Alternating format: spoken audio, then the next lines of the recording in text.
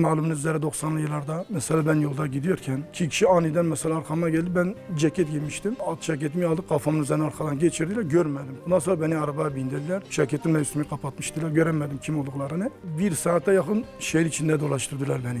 Kimsenin haberi yok. Kaçırdılar, getirdiler. Öyle bir vahşi işkenceler yapıyordular ki emin olun, yani belki hayvanlara yapsalardı bile hayvanlar bile ölürdüler o anda. Mesela beni günlerce Filistin askısı denen bir şey var orada. Mesela o zamanı hatırlıyorum, böyle bağlıyorlar, kollarını bile asıyorlar falan ters şekilde. Sırstiyer'de olduğum zamanlarda mesela öyle bir işkenceler yapıyordu ki ayakkabısına mesela boğazımı sıkıyordu.